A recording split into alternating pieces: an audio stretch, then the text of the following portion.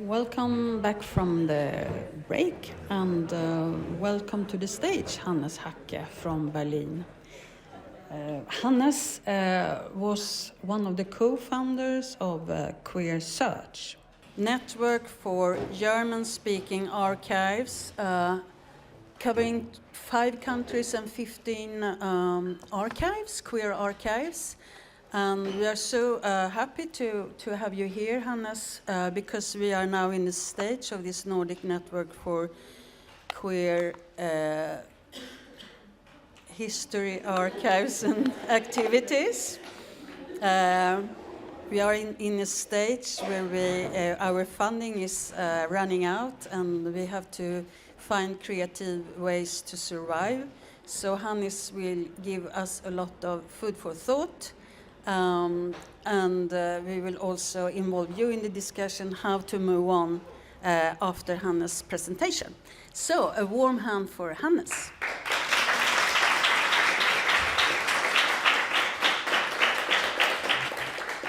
Thank you very much for the invitation, Pia, and the wonderful introduction. And I also want to thank the wonderful organizers of the conference. It's been really an amazing conference, inspiring, and I'm really happy to be part of this and to get to know so many new projects. So thank you to a wonderful organization.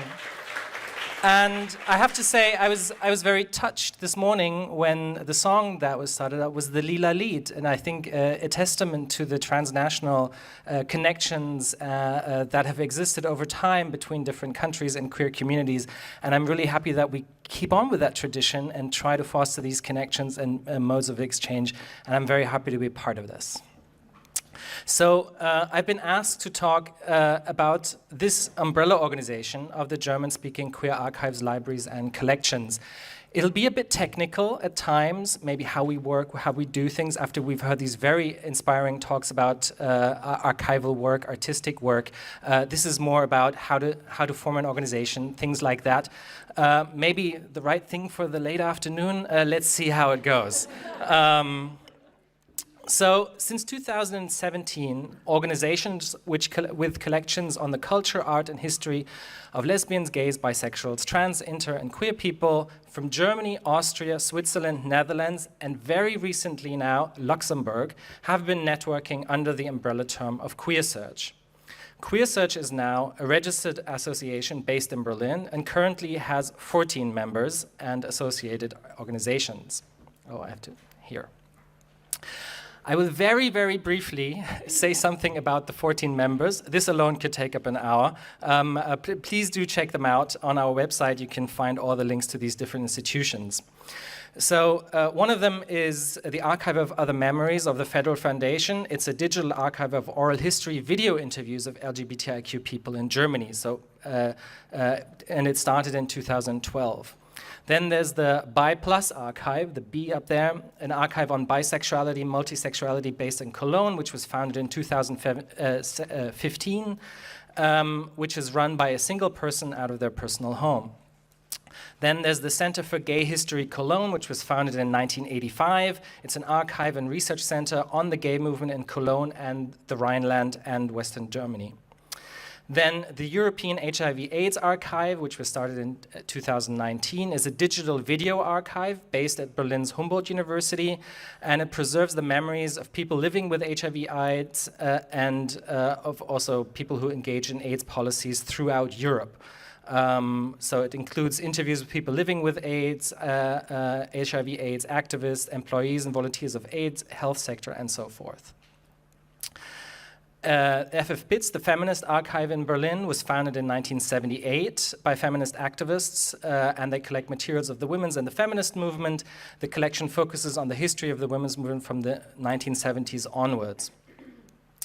Then there's the Schwulenarchiv Schweiz, the Gay Archive Switzerland, which was founded in 1993, which collects testimonies of gay history from Switzerland or with reference to the country of Switzerland. Its collection is kept in the Swiss Social Archives in Zurich, and it's the largest institution of its kind in Switzerland, the social archives are. Then there's ILIA, which maybe many of you are familiar also, the LGBTQ heritage organization from Amsterdam, which was started in 1978, first as Homodoc and then became ILIA in 1999 when the Lesbian Archive merged with them. And since ILIA has a very, you might think, what does ILIA, a Dutch organization, have to do in German-speaking archives? ILIA has a very important collection in German and on German materials, yeah, it was for a long time the only one that is like not a non-German first language organization that is here. But all of the who we work with speak German, and we think it's a very important asset to also have them part of this project. Then there's the Lesbian Archive in Frankfurt. This was founded in 1990, a lesbian archive in a lesbian center that collects books, films, magazines, materials, which was recently handed over the reins to a younger generation of lesbian, queers, and trans people. Then there's the Lilly Elbe Bibliothek, the Lilly Elbe Library, which was started in the late 1990s, which is a private collection of books and films on trans and intersex topics, and which presents some of these on their website via Blue Sky on Instagram, and also does research on historical trans, inter, and non-binary people. Then we have the Magnus Hirschfeld Society in Berlin, which started in 1982-83, collecting materials around Magnus Hirschfeld's Institute of Sex Research and the Research Center for the History of Sexual Science of the early 20th century. Then there's, this is getting too long, longer than I thought. I've never read this out, this list. So Queer Forum Munich is a group, was founded in 1999 by a group of lesbians and gays, and have subsequently broadened their mission to bisexual and trans people in Munich and Bavaria. Then there's Queen, the Center for Queer History in Vienna, which was founded in 2009, a collection point for the queer history of Vienna and Austria, a research centre with a strong focus on Nazi persecution of homosexual, but which are currently moving into a new location and opening a museum on queer history in Vienna, which we're very interested to hear about. So maybe this is a trend of new queer museums throughout Europe. Then there is the oldest queer museum in Europe, which is the Schwules Museum, the Gay Museum, which was founded in 1985, a museum that collects and exhibits archival materials and art of LGBTIQ cultures, although founded as a gay institution, now encompasses the entire LGBTIQ spectrum. And then our last but not least, our oldest member, which is the Spinnenboden Lesbian Archive, which was founded in 1973, 51 years ago, and still running strong, is one of the oldest queer archives in the German-speaking world, and it collects everything about, by and about lesbians and the lesbian movement. So what this short, or rather long overview shows is the broad range of organizations that are that have come together under this umbrella. So it's individual persons, organizations solely operating on a volunteer base, organizations with several employees and large professional storage facilities, organizations that are based in community centers, some that are run out of their living rooms or from their basements, some that are located in non-LGBTIQ community archives, and some that are purely digital archives, and lastly, some that are one that is located at a university. And they were started, the long range, between 1973 and 2019. What most of these participating archives and collections have in common is that they are community projects. So even if they are financed with state or municipal funds, they're independent and autonomous, and are thus also part of the local communities whose culture and history they collect and preserve. So this is very different, for example, from many US-based LGBTIQ collections that are often located at universities or as part of libraries of universities, which have their own criteria for collecting. In 2017, when me and my colleague Ben Ogamal came up with the idea for the first meeting of 8 of these institutions, which we started out as first, I was very surprised to learn that it was the first formal meeting of these German-speaking LGBTIQ heritage institutions ever in 2017. Up until then, especially feminist lesbian archives on the one hand and gay archives on the other hand had worked independently and separately without much exchange, dialogue, and cooperation. From our first meeting in 2017, which was very eagerly greeted by the members, the number of participating institutions slowly grew. From the beginning, we limited the project to German-speaking institutions. So German LGBTIQ materials and archiving bring about language-specific challenges, like keywords for cataloging it, specific histories that are, of course, but we are, as any truly queer endeavor, of course, fuzzy around the edges in our categories. So we transgress these categorizations of what is German LGBTIQ materials. So so we would also consider material that is not in the German language, but of course is based in these countries as part of these materials. Nevertheless, German is our working language in our day-to-day business. The model or example for this organization, our big sister, as I like to call it, is the umbrella organization of the Lesbian and Women Archives, Libraries and Documentation Centers, which is based in Berlin, which comprises institutions from Germany, Switzerland, Austria, Luxembourg, and Italy. And it's called IDA, which was started in 1983. And then became a formal organization in 1994. They also have an online catalog, Meta, maybe many of you know it, the online catalog of German-speaking women's and lesbians archive, which is now part of the much larger portal, the German Digital Women's Archive, Deutsches Digitales Frauenarchiv. So this is an interactive specialist portal which is financed now by the state ministry on the history of the women's movement in Germany, and which undertakes extensive digitalization of materials.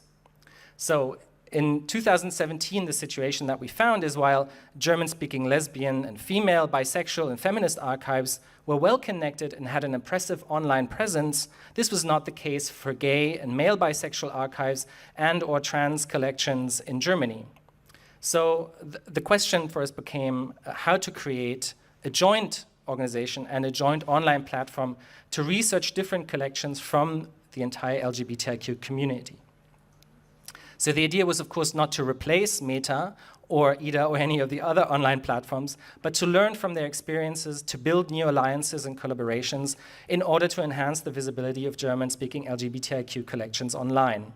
Some of our members are therefore members of IDA, as well as QueerSearch, while some lesbian archives did not respond or said they were not interested in joining a mixed umbrella organization. And also, of course, the case is that often lesbian history has been recorded as part of the women's movement in feminist archives, where that collection area is only a small part of the entire endeavor, which led them to decline the offer to join QueerSearch. So we started with an initial yearly meeting in 2017, 2018. By 2019, we were clear we wanted to form a formal association. Now, the problem of forming a formal association with EU members and non-EU members, which Switzerland is quite a difficult undertaking. So we founded a German association.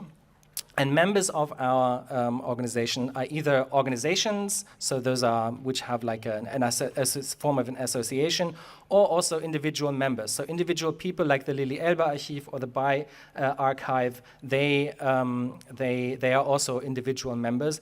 And we invite everyone, and I think that is also the case, and how this has been growing, is we don't say you have to have a certain type of formal organization to be part of this umbrella network. If you have a collection, whatever it may be, you can become part of this organization. You can see that there's a differentiation, though, between members and affiliated organizations. Some organizations cannot legally become member. For example, the European HIV/AIDS Archive is part of the university, so their legal entity could not become part of an association. And there are other reasons why others wanted to remain an affiliated member and not become a full member. So then the members elect a board. Very boring stuff. I mean, you know all this. This is how it goes.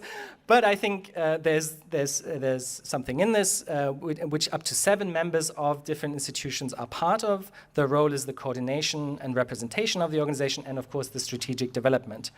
And I think this elect is a simple arrow on this thing, but I think a lot of thought process goes into this, because this is very much about balancing representation and organizational roles. Not On the one hand, of course, among the letters of the LGBTIQ community, so that lesbians, bisexual, gays, and trans people are part of the board, which is very important. We do not have an intersex person currently a part of the board. There is also no intersex archive currently in the German-speaking world, which is organized separately. But this is also, we want to balance representation regarding to organization size, so that not only the big Schwules Museum gets to have a say, but smaller also, that it's not only Germany-centric, but that all countries are represented therein, and that maybe also different generations of starting this. So you can see the intricate, what's the sign, the Venn diagram that we were looking for to form this board, which we've managed to do, and I think it's been working out very well. Yes. So our main goals, which we formulated, are four at the moment. And one is networking, exchange, and cooperation between LGBTIQ heritage institutions. So to foster this dialogue, exchange, what is exactly happening here today. The second is strengthening the visibility of LGBTIQ archives, libraries, and collections throughout, so giving greater visibility to them. Promoting the collection, research, and communication of LGBTIQ plus history. So in general, saying this is an important topic to collect, research, and talk about. And the last one being advancing the documentation and digitization of LGBTIQ plus cultural heritage. In this talk, I will focus on the first one, networking, exchange, and advancing the documentation, also because it's been the 2 points that we've actually been working on when I looked at it. So there's still room for us to grow, definitely. So this first one would then be networking, exchange, and cooperation between LGBTIQ plus heritage institutions. How are we doing this? What are we doing? How do we work together? One thing that we have is actually now, it should say bi-monthly meetings. We have switched to every 2 months. Every 2 months we have online meetings for 2 hours, which started during the pandemic, where we set certain topics that we want to address together, which are then prepared by individual institutions. You have an input, and then we talk about. So this is a lot about knowledge exchange, practice, sharing best practices, sharing documents. And as you can see here by the list provided here, there's a very different types of things. These can be very technical, but they're also about questions of organization, questions of representation, about digital collecting, or for example, about generational change and knowledge transfer, as many of the institutions that were founded in the 1970s and 1980s are now kind of being handed over or at the point of being handed over by their founders. And this, of course, brings certain kinds of generational communication with it, or needs for communication and knowledge transfer. Then we also have kind of established certain ways of how we've practically worked together also. So we share our thesauri, our documentation and indexing practices together. We not only talk about it, but we physically share these, or digitally share these files. We also exchange duplicates. So we say, well, we have lists of saying like, well, we have duplicates of all these materials, magazines, and so forth, and we share them. So you can say, I'm looking for these four, which then goes into the third one, support in finding missing issues of magazines, books, and materials. I'm missing number 2, Frauenliebe from 1923. Has anyone got it? I've got the first part, and the second part isn't. So these types of things of kind of getting these materials to each other physically or digitally. And then the last is exactly this part of the coordination of digitization projects. If you're digitizing this lesbian magazine from the 1970s, we don't need to do it. We can focus our efforts on this digitization of these projects. So these kind of very practical things of working together and helping each other in this way. One of the outcomes of this working together on thesauri actually was our a sub-project has been the exchange about different thesauri of the institutions. Often the thesauri of the institutions have developed independently from each other. They're very differently. The keywords that are used differently. The structure is, the classifications are different from each other. And they're shaped by the history of collection and the social and political movements that are connected to these archives. So the idea is to share the different thesauri and start an exchange on indexing practices. And there's also plans to translate and adapt the English Homosaurus, which maybe some of you are familiar with, that ILIA and the Digital Transgender Archives, as well as hundreds of other institutions, are using mostly in the Anglophone countries. One joint project and success has been the improvement and changing of language and terminology of the integrated authority file. That's like a German thing. I had to look up how to translate that. It sounds very German. Die gemeinsame Normdatei, so the universal authority file, die GND. So it's an international authority file for organizations of personal names, subject headings, and corporate bodies from catalogs. And it's very important for German-speaking countries because it's all of the libraries basically use this authority file, but it's also being increasingly used by archives and museums. And this authority file is managed by the German National Library. And as you can imagine, the terminology in this German universal authority file was not influenced by queer people in the making. There are a lot of kind of discriminatory terminology in there, but also patriarchal value systems inscribed in certain classifications, cis-normative language being used, pathologization of intersex people next to racist language and you name. So I mean, there's a lot of work to be done on that file. We focused on, together with the Berlin Federal Library, we had a very active person in the Berlin Library. We managed to effect changes and the inclusion of new terms and classifications of subject headings that address LGBTIQ lives and histories. And just an example for the absurdity that we kind of tried to is you have the subject homosexuella, which is the homosexual, and then you have lesbian love. And that is the classification. So there's no gay love, no bisexual love, and no trans love. There's only lesbian love, but there's homosexual. So those kinds of inconsistencies and ways of value systems that are inscribed in terminology that we've tried to kind of in that way to say. And I think that was an important step also for us in working together in trying to affect change on a broader level. One further very important part of our annual meetings where we sit down in depth for certain topics. We have so far met in Zurich, Amsterdam, Vienna, Berlin, and this year we're meeting in Munich. So it's also always about going to the places of the archives, getting to know them. We're all archivists, we're all eager to go down to the basement to search, look for the material, what have you got, how do you do this? So these are very lively meetings, similar to this meeting here, which are very much informed by mutual exchange and to learn and to move forwards with the organization.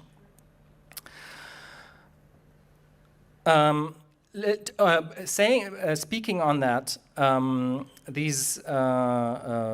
building these structures of shared learning, exchange of materials, skill sharing, and mutual support was also about building trust and new connections. So as I said, most of the organizations founded in the 1970s, 80s were separated by gender, with lesbian feminist archives on the one hand and gay archives on the others. Actually, the Queeres Forum Munich is the only organization that was founded by lesbians and gays at the time. And so while some archives have broadened their mission to include the entire LGBTIQ spectrum, others remain focused either solely on gay male history or lesbian history or trans history or bisexual history. So we have different types of foci there. Many have broadened their mission to explicitly include trans and bisexual histories, but it is maybe no surprise that the only explicit trans library and bisexual archive are both run by individual people from their homes, which speaks to the institutionalization of bisexual and trans history in the archival queer landscape, maybe. And then I move on to our second, or the fourth goal that we envision. Early on, right from the first meeting, and I think the name of the organization, QueerSearch, you might think, what does that term have to do with German-speaking archives, was the idea, the vision of everyone present, to create an online portal where all the collection of LGBTIQ archives and institutions could be researched in one site, to grant better access to these collections and to enhance the online visibility of LGBTIQ heritage and history. So a digital catalog that brings all the holdings of the member institutions together where they can be searched and retrieved. Archives and heritage institutions mostly collect nationally or regionally related materials, and it would be an important contribution, and they make important contributions to local culture of remembrance and historical work. However, the wide geographical distribution of the archives and the frequent lack of digital access to the materials have so far made research history of making new connections, of finding traces. Also, a new generation apparently has coming up that do not accept the non-digital, that materials are not digitally accessible. So it's also about reaching new audiences and also, of course, intervening into an online landscape with these types of materials and being present in the online world. And I think there's a great lack of the availability of queer historical material online. So we want to establish a joint catalog to provide a fast, direct, comprehensive access for interested parties, and also to get targeted funding to increase the scope, the digitization of the holdings of each of the individual archives. I think many of you who work in archives know this is the most underfunded part of archiving is documentation. You can get funding for a variety of projects, but what is often very hard is to actually document materials, to enter them into the database, because this is the most cost expensive thing. So the idea is also through digitization projects, get funding to then distribute to individual members of the organization. So the model and inspiration, as I've said before, is Meta, the one you can see there. But also the digital transgender archives and maybe other Archivportal D is like a meta for German archives and for generally German archives. The Meta archive, I think, for us was the most direct and most closest connection and inspiration. Over 40 institutions are represented with their holdings. And now with the Digital German Women's Archive, there's also a lot of digitized objects that are a part of this collection. We've been in contact with IDA and the DDF from the outset with regard to the organizational and technical parameters of the catalog, and we can also use, we're thinking about using some of their technical solutions for this new catalog. And it's, of course, this is a great undertaking because you have to make certain standards for data exchange that make these makes this kind of possible. And it's also important to develop the expertise in individual archives to kind of be able to get the data in a certain form to a joint catalog. But many of the member institutions already have experience with the implementation of digitalization projects.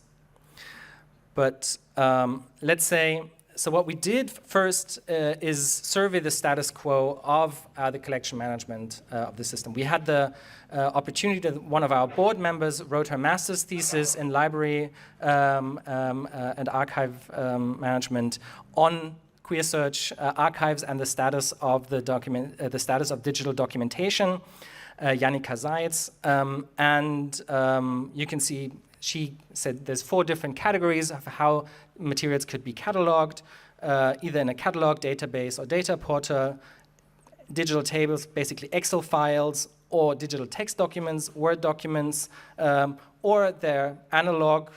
I don't know who held up the index card this morning, so index cards, or they're not, which is actually for a great chunk of material, they're not listed at all yet.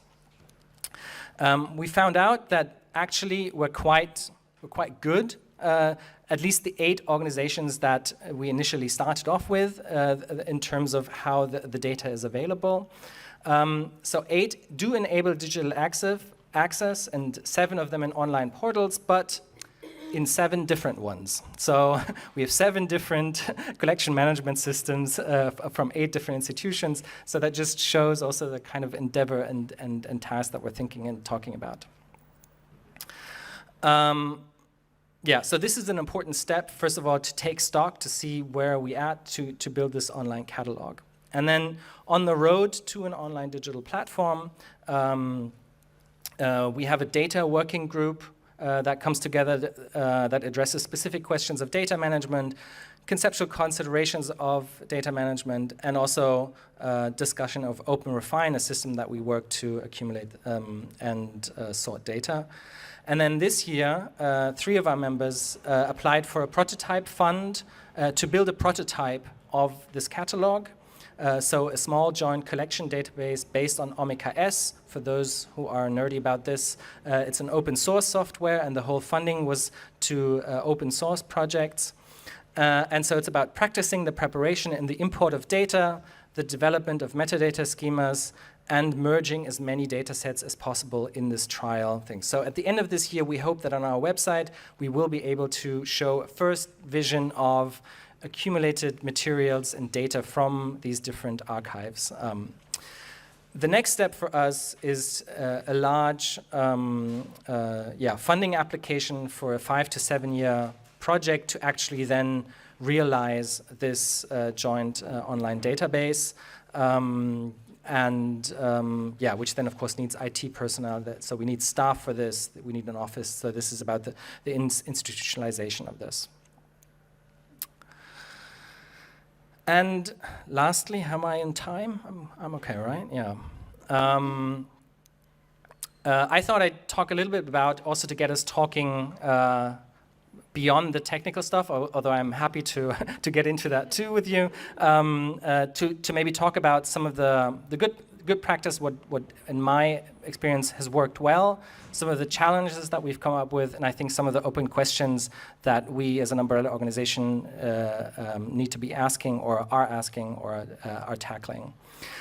So building trust while working towards a common goal. I think this has been one of the most important things about these individual connections, that you can see organizations that didn't speak to each other for 30 years, and sometimes this needs trust building, this needs ways of working together newly, reaching out, checking in, and also in terms of the board, contacting new initiatives, collectors and archives, building trust to them through commitment and being available, taking on responsibilities. I think this is an important work, and it's a lot of work, just this kind of work, and it shouldn't be underestimated. I think what goes into that is also managing expectations and time constraints. Most members run their own organization, and most of them do it either on a volunteer base or only have part-time positions. They rely on project funding that then runs out. So sometimes you have to adjust your expectations of how fast can something go. I think in 2017, when we met, we were all filled with energy. 2 years from now, we'll have the joint online portal. We'll be online and everything will be fine and running. Maybe not quite as enthusiastic, but here we are 7 years later, and I think we're still working on this. And I think this has to do with adapting the expectations that we have according to the resources that are there from our members. And of course, some members want a quicker development, they want quicker decision-making, but scarce resources. Others are slower, say, take it easy, let's take it slow, we can't handle this. So managing these kinds of expectations, time constraints, and so forth. But it also means, I think, what you see the wide range of organizations is that we're able to spread tasks out over several people and several organizations. So having 7 different members in the board of 7 different institutions also comes with a benefit to be able to spread out a lot of the work. The second point here, autonomy versus integration into broader structures, I think is maybe a discussion that is that we can look into the historical archive to find that discussion since the 1970s of the LGBTIQ movement. So most of these community-based, so most of the institutions are community-based, and they're local and they're autonomous. They're not part of of a university and so forth. And this has been a very important part of these organizations, this autonomy. So this means, on the one hand, respecting the structures, need, and logistics of each individual organizations, and not come in as an umbrella organization and say, well, this is how we're going to run things from now on, because we need to respect the individual and local large structures that are in place. And on the other hand, we were also have decided against an integration into a larger platform. So So we could have also been a subcategory of the Archivportal D, so the archival portal for German archives. That would be possible to think of a subcategory, queer archives. We have a little collection there. But I think it was very important for us and our member institutions that we want an autonomous system that we have control over, and we also have the visibility and, of course, the funding that goes towards us as an organization.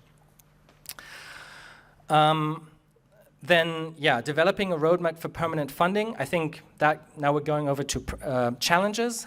I think one of the things that we've talked about here, but for what I've said before is, finding funding for an international endeavor that has EU and non-EU members is challenging in terms of finding funding for that.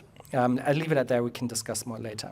I think an important part here addressing exclusions and marginalizations within LGBTIQ heritage institutions themselves. And I think this resonates very well with this question of decolonization that has been brought up today, but also other questions that you brought up this morning. I think what we are very much concerned with is, on the one hand, addressing exclusions, marginalizations with regard to LGBTIQ people in their sexual and gender identity. So trans and bisexual perspectives have been marginalized, have not been documented, have not been archived in the same way that gay and lesbian perspectives have been, and they are still structurally marginalized within archives in terms of funding and research projects. There's also, we say LGBTIQ heritage because, of course, intersex people and their heritage are part of some of these institutions, but there is no intersex-run archive in the German-speaking world, and I think that speaks to a certain kind of marginalization.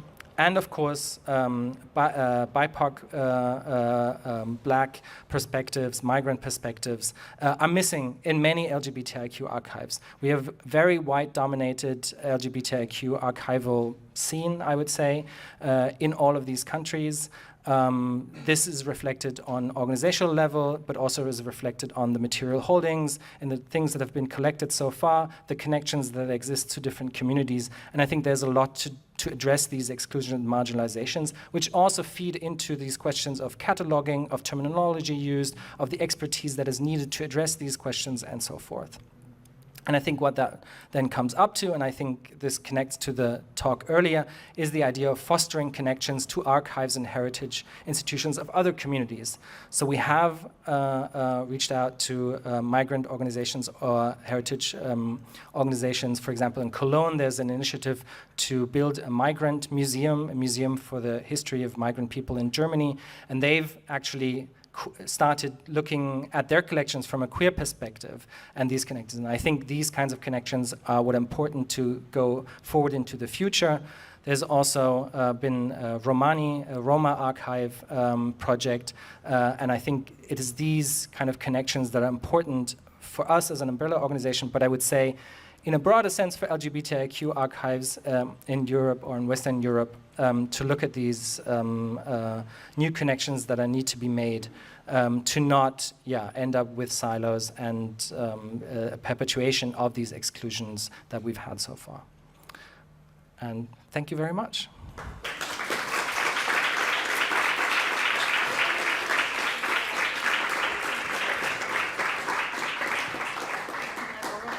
Sure.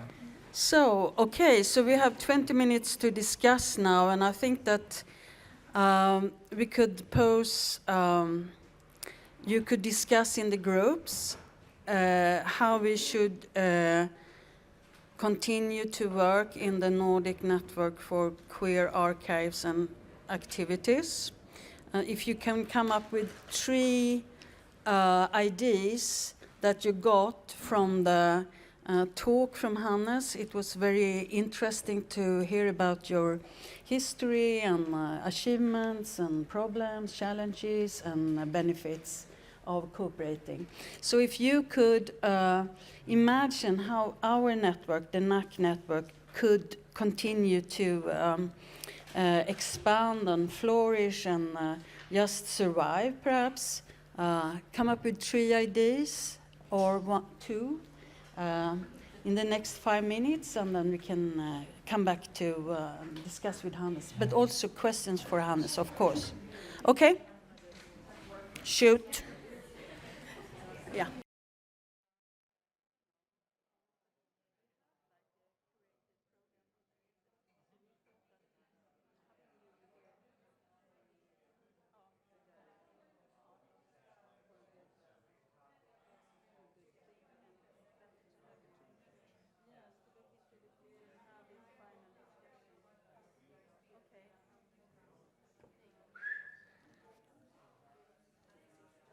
Yes. How inspired wasn't that? How inspired wasn't Hannes' talk? Okay, so I'm just going to pass the mic on. I give it to Runar. Yes, we were really inspired by hearing your meticulously detailed introduction to what's happening in Germany. So, and I think it's really necessary what you do in Germany. And we thought that we might not have the exact same needs here in the Nordic countries. But what we need to do, I think, is to continue meeting each other and to have this network. Because now we know each other and we can learn so much from each other, but I'm not sure if we need this search engine together in the Nordic countries. But we can discuss that. And our more like concrete suggestions were that we could continue with having the NAC webinars, and that we could have small meetings, or maybe a small network meeting and a small seminar in connection with other conferences. For example, next year there is a conference in Denmark arranged by Rikke Andreasen and Mikael Nebeling. Yeah, that could be, we could maybe have like a meeting, network meeting the day before or after. That's like doable, I think, although we'll need funding for travel expenses and so on. So that's it, wasn't it? Yeah. Should I hand it on? Thank you. What? Okay, I'll say my point. It's hard. It's very inspiring to see how you're trying to make this organization. But for example, with the queer archive and library that I work with, for example, we've been discussing, but also with SACMI, who actually made a choice, like going their own way to a commercial database. It's very hard to adjust the volume towards like what is the lowest entry point. How could we do like grassroots archiving? And then just when you talk about all the technical issues and like, so for me and Olo, we like get stuck in like, okay, we'll have to relate to all of the metadata standards, and like we can't do anything if it's not like future proof. We don't want to start like photographing stuff and then we don't have anywhere to put it or migrate it and everything. And then it's easy to like get stuck in like waiting for the big projects, waiting for the big funding for like when we finally can do on a professional level with like IT staff and stuff like that. So how to move forward? I'll just make one short point, which we didn't discuss at the table, but popped up in my head. One thing that I found super valuable, I thought your presentation was great. I have many thoughts about it, but one sort of external thing is also the function of these conferences as public forums, not just for us as archive nerds, workers. But meeting people interested in the things we do. That's super valuable as well.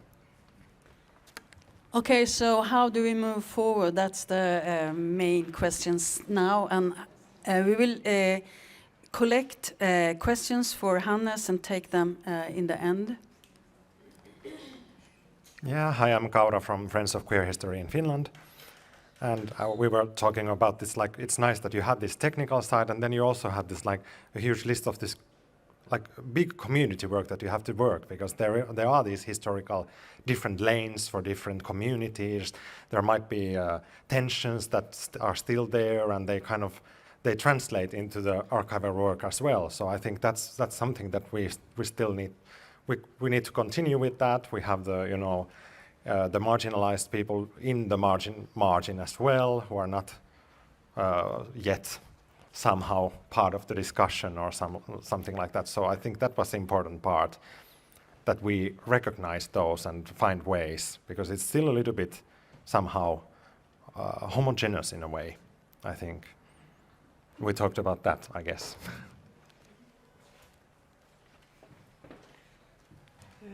So I'm one of those that Olav talked about, the public who's not a queer nerd. And I think you need to change name. It's very hard to understand what NNAQH is. So if you want to reach out and be more public, you need to change name. Maybe to something like Nordic Archivism. Oh, you can put it in as well. Just need to be something more understandable for the rest of us. Thank you. Was that it at this table? Okay.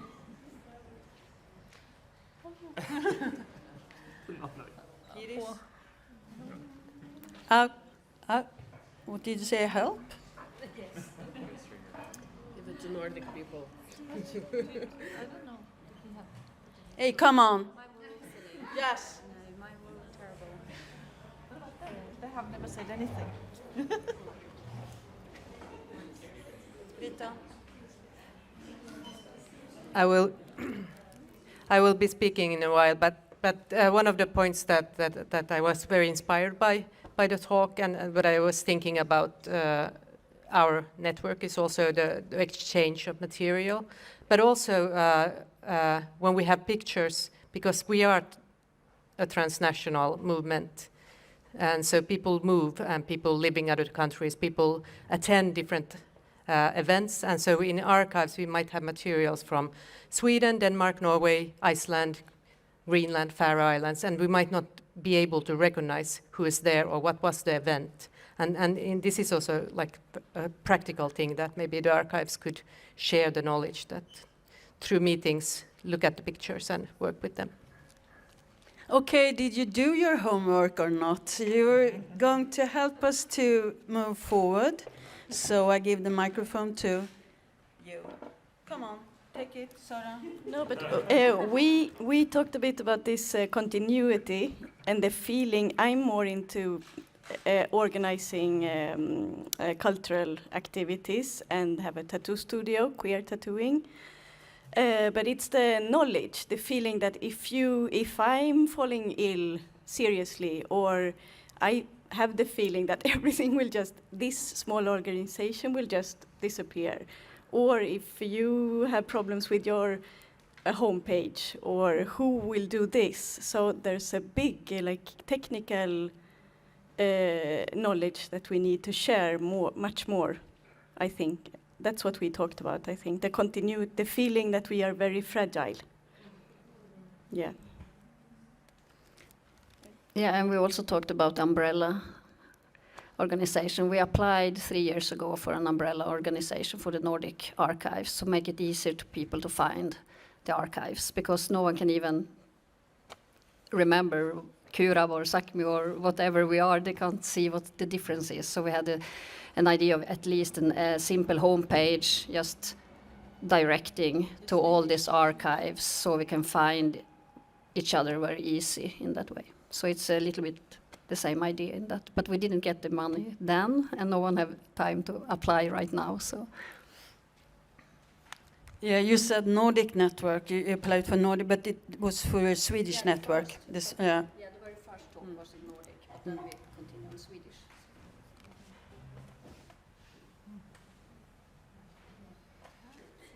Okay, so yes. Yeah, it's not maybe just some summative thoughts, maybe from our talk and my own perspective and the day for me. I don't know.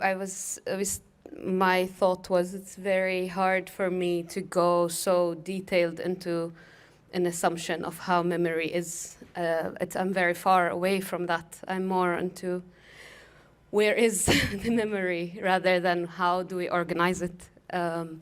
So that was very insightful, but also I think the how, like at what cost and what's the purpose of institutionalizing this information? I think as a person of color, as a queer Arab, would ask in general, for all, like a question for everyone, like at what cost and for what purpose? And the fact that these histories are searchable, the fact that these histories are existing somewhere, the fact that these histories are tangible is very political. And I think the Medina said, and I think I completely subscribe to, of like, yeah, can archives be decolonial? Like in that sense, the premise of it starts with a very big assumption of how memory works, I think. So for me it was very hard to be in that funneled perspective of it. Still here, I guess. And that's, yeah, we talked a little bit about that. Tona?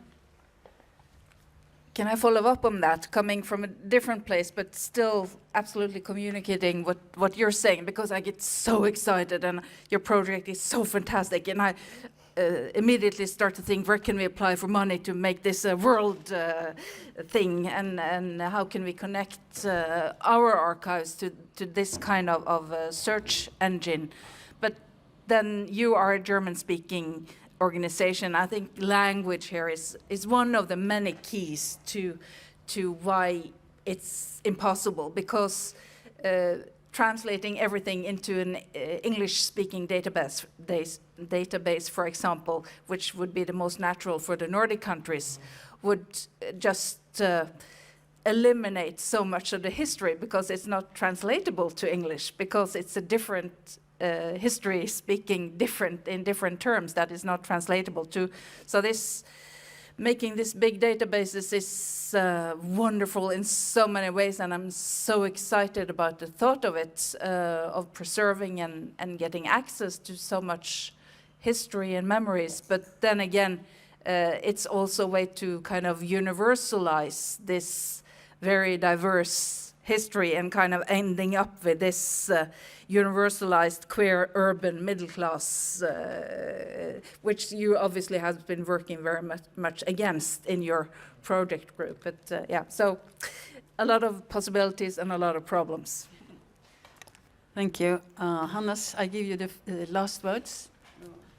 I just wanted to address some of the things that you said briefly.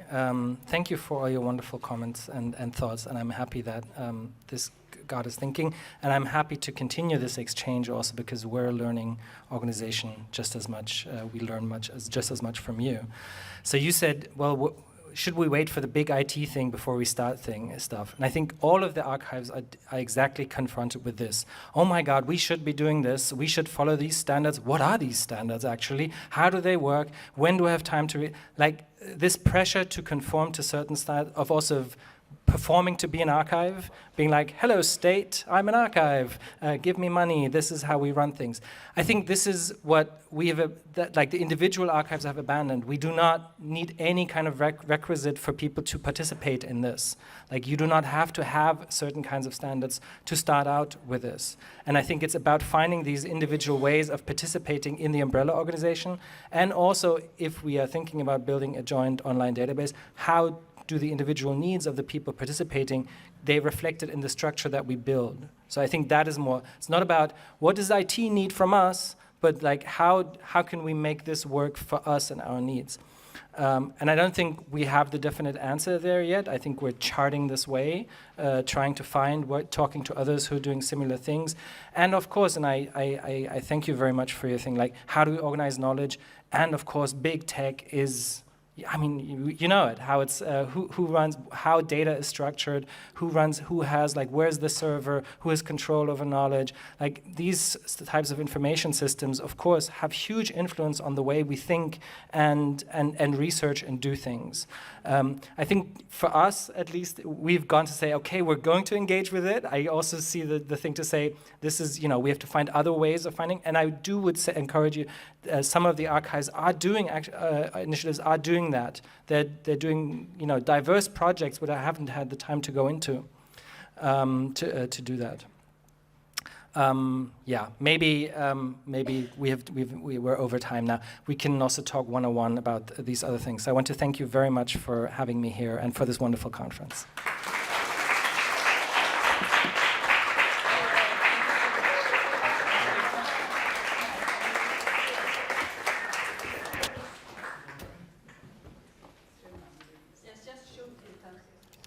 Yeah. Okay.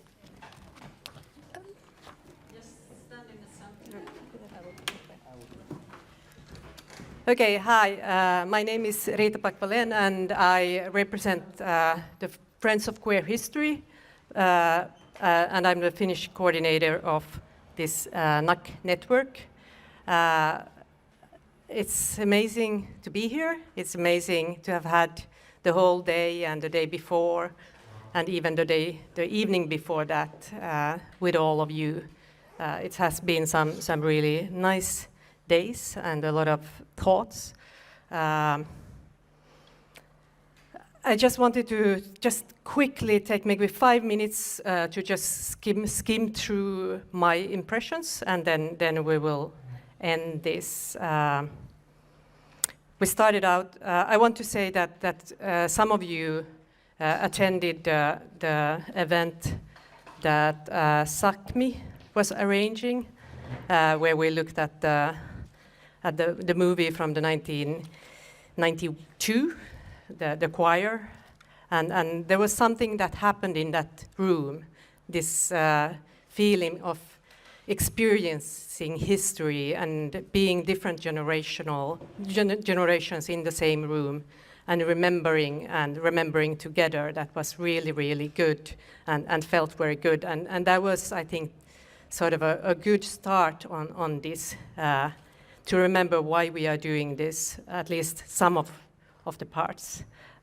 Today, Tina was talking about the mindset, and you were asking, why is history collected, who and for what reason? And I think that is something that we have returned to that question several times today, and I think that is really important, that we remember why and who and whose voices are collected and in what context, and how do we create trust, and what is trust, and how do we create this safe space where everybody feel that this is a place where I can be, and how can we support other spaces where people feel that they don't want to be in this space, but how can memory organizations be helping other groups to collect memories and to work in their ways or in the ways. You were also talking about performing the archive, and we have been talking about art as a way to open the archives and to make it living, but also maybe to fill up the gaps, to tell the stories. And I was very deeply moved by Madina's talk about, and the image that you started with, that there are stories that we will never be able to recover unless we imagine them. And there are stories that are not yet told because there haven't been a possibility to live those stories. And art can do that. Art can imagine those stories that are not able to. And one of the things that I was thinking about a lot during the day is accessibility, both how to access the archival materials, accessibility also in a very, very traditional sense. we haven't been talking, for example, about sign language today. We haven't been talking about the people of the disability community, and those voices are quite invisible in the archives. 3 minutes. One of the things I was thinking about was Rosa Bruce, how does queerness sound like? Soundscapes. Yesterday when we had the network meeting, we were talking about how to interpret pictures in the walls of queer people, pictures that are not necessarily queer but become queer because they are in the context of the queer home. And so how to interpret voices, sounds in a queer context that we don't necessarily see as queer unless we understand the context. And so also those details I find interesting. We talked about defamiliarization, and I think that, and decolonialization, and that is two concepts that I find that we have to carry on when we talk about archives. Political imagination, alternative archives, and fabulation, which is, I think, and I really enjoyed Connie's and Sam's ways of remaking history or making history alive or taking archival materials to make it close to our hearts. And one of the things that I think that we need, and which I really appreciated now in Hannes' talks, was the transnational aspect of it. The transnational aspects of queer history is always there, the transnational aspects of each countries, but also the border, to remember that we do have borders, and the borders make things with us. And we have borders between the Nordic countries, the traditions we have, where some countries are more present and in the center of the Nordic community, other countries and other voices are not. And language, we talked about that. We do not have a shared language. English is probably the most shared language, or Arabic, but we do not have a shared language that crosses the borders in all the different ways. And especially when we are using catalogs and the terms we are using, but even the terms within the countries and within one language are not shared all the time. 2 minutes. So, but I think language is something that we have to think about, and how to continue in this network to talk about language, to talk about borders, and what is common between us and what is not. And we tend to think that we are always transnational, and then we still do national stuff and create national contexts. So, and the last, intersectionality. I think that should be the core of everything we do. How can we be intersectional? And in the discussion, just in this last discussion, I think that you mentioned the fragility and continuity. And I think when I was listening to the Swedish panel, all these amazing things that you do, and then there is also the fragility of it. And how can we together support all the stuff that is done and make it stay there for 100 years or 500 years or whatever, if you want so, if that is what you want. Okay. But we are continuing. Somebody said that, okay, this is the last seminar of this network, and then it's the end of it. But this is the third seminar of this conference. Yeah. Pia has this. Pia wants to be very activist, but then you want conferences, not seminars, not meetings, conferences. Academic conferences. Okay, so we have this conference now today, and this is the third one in a row, and we will continue. And now we are thinking about how to continue. Tomorrow we will get up early with the network. We will have a meeting was it 9 o'clock? And continue to talk about the future of the network and how we can connect. Probably there will be different kinds of online meetings. Probably there will be conferences in the future. Probably some of you will be active in it in many ways. Maybe some of you would like to arrange something. And then we will have, but we will first have a webinar. And that will be, I will check where I had my, the 2nd of December at 2 o'clock Swedish, Norwegian, Danish time, 3 o'clock Finnish time. And it will be hosted by Skeivt Arkiv. And the topic is new research project on queer movements in Norway and how archives can be used within that. So, thank you all, and especially all of you who has been talking today, and of course all of the Swedish the arrangers of this seminar, and Pia and Kurab and everybody. It's been a wonderful 2 days. Yes. Hooray! Thank you so much, Rita, for wrapping this conference up. I won't keep you much longer. I think that we all got a little bit wiser, as I started out to say, but also very tired. With this said, thank you very much for today. Please help us to move away all the garbage to the bin, and and chairs as well. Where do we put the chairs? There will be small carriers coming in, and you put 12 chairs on each one. Let's also help with the chairs, and Anna. And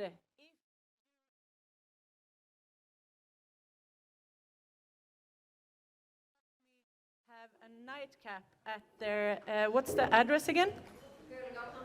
Pölgatan 5. If you want to have a glass of wine or something else later on tonight. See you. Thank you.